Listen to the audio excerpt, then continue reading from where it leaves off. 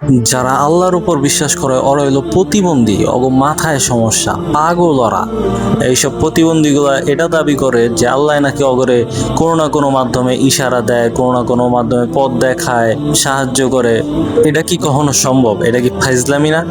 অগরে আসলে আল্লাহ পথ দেখায় না, বরং অগরে শয়তানে পথ দেখায়, ইবলিশে পথ দেখায়। এমনটাই আমার আশেপাশের মানুষ মনে করে। তারা এমন বলে যে আল্লাহ তো কোনো ইশারা দেন না, এটা তো সম্ভব না, বরং আল্লাহ তাআলা কোরআন দিচ্ছেন, হাদিস দিচ্ছেন, এগুলোর মাধ্যমে মানুষের হেদায়েত হয়, এগুলোর মাধ্যমেই আল্লাহ মানুষের সঠিক পথ দেখাইছেন।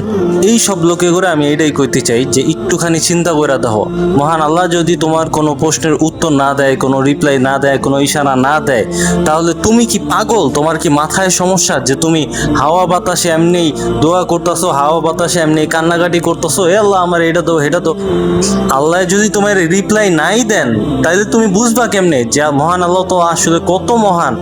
আর তোমরা যে এই দাবি করো যে আল্লাহ এই সময়ের মানুষরে কোনো ইশারা দেন না, এটা সম্ভব না। আল্লাহ তো নিজেই কোরআনে বলছেন যে তোমরা আমাকে ডাকো, আমি তোমাদের ডাকে সাড়া দিব।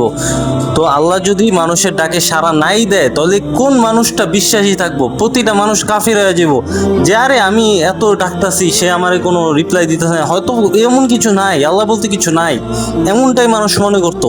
যদি তুমি মহান আল্লাহ তাআলার পক্ষ থেকে কোনো ইশারা না পাও, তাহলে মনে রাখো যে তুমি ওই সব মুসলিম মধ্যে পড়ো যারা কিনা মাদ্রাসার পোলাপাইনের মতো সবকিছু মুখস্থই করা যায়, কিন্তু বাস্তবিক অর্থে কোনো দিক নির্দেশনা পায় না, আল্লাহ সম্পর্কে কোনো প্রমাণও তারা পায় না।